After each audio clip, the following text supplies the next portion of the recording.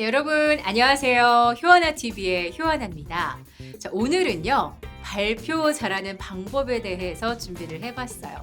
많은 분들이 요청을 주시더라고요. 어떻게 하면 발표를 잘할 수가 있나요? 제가 이번에 회사에서 프레젠테이션 준비를 했는데 되게 중요해요. 그런데 너무 떨리고 말이 자꾸 생각이 나지 않아요. 이런 분도 계시고 또 면접을 준비하고 있는데 어떻게 하면은 나에 대해서 잘 소개할 수 있을까? 뭐 이런 고민이신 분도 많으시더라고요.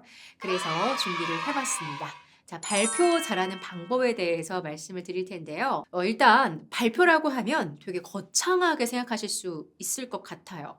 방금 예시처럼 회사에서 또 중요한 내용들을 발표한다거나 학교에서 숙제를 발표한다거나 이럴 수 있잖아요.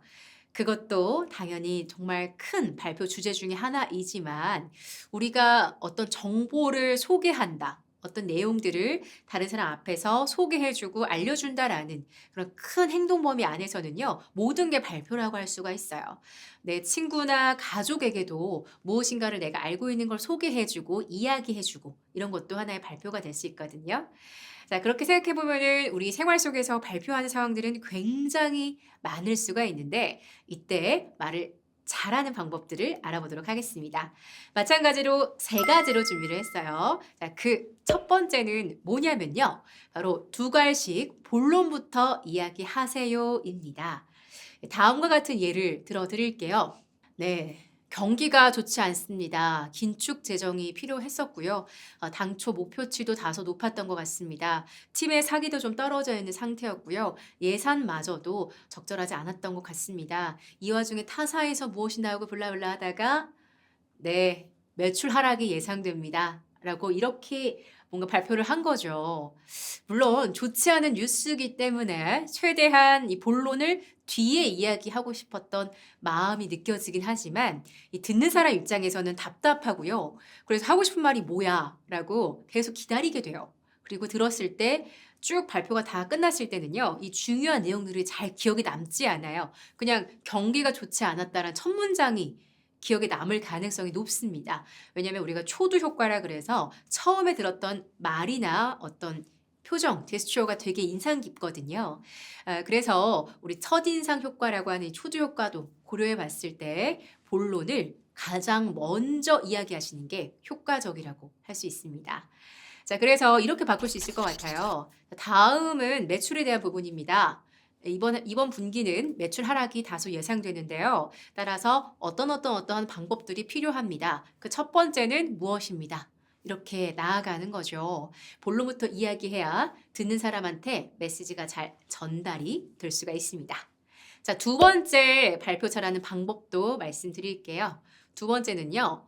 숫자로 강조하라입니다. 우리가 뭘 말을 하거나 발표할 때 이번에 크게 성장했습니다. 앞으로 크게 성장할 거예요. 또는 이 제품이 가장 저렴합니다. 저희가 가장 좋아요.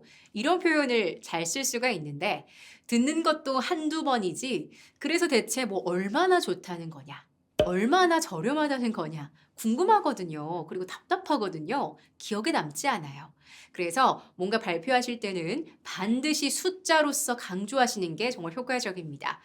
예를 들어서 크게 성장했습니다 라는 말씀을 하시고 싶으면 크게 성장했습니다. 전년 대비해서 2배 성장했습니다. 이렇게 정확하게 말씀해 주시는 게 필요하고요. 가장 저렴합니다로 말을 끝내실 게 아니라 타사 대비해서 30% 이상 저렴합니다.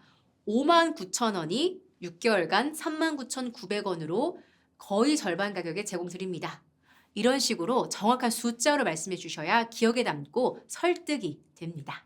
자, 발표 잘하는 방법 마지막 세 번째도 소개해 드릴게요. 세 번째는요. 우리 짧게 말하라입니다. 뭔가를 이야기할 때 길게 이야기하면 까먹어요. 이 듣는 뇌가요. 다른 생각으로 쉽게 빠져나가 버리거든요.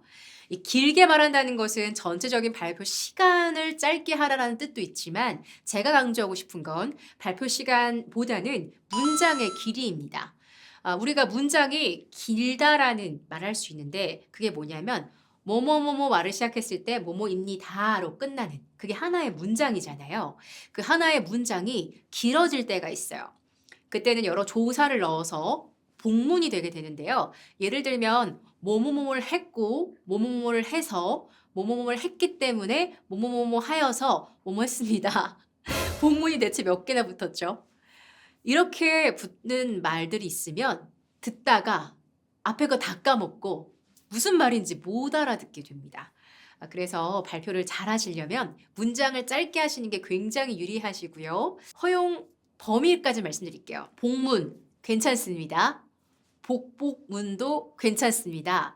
그런데 복문이 한 3개 이상 붙는 거는 그러니까 이제 뭐뭐 했고 해서 뭐 그래서 이렇게 문제가 끝나지 않고 조사 같은 것들이 연결이 돼서 그런 게 3개 이상 됐을 때부터는요. 귀에 안 들어오는 것 같아요. 예를 하나 들어드릴게요.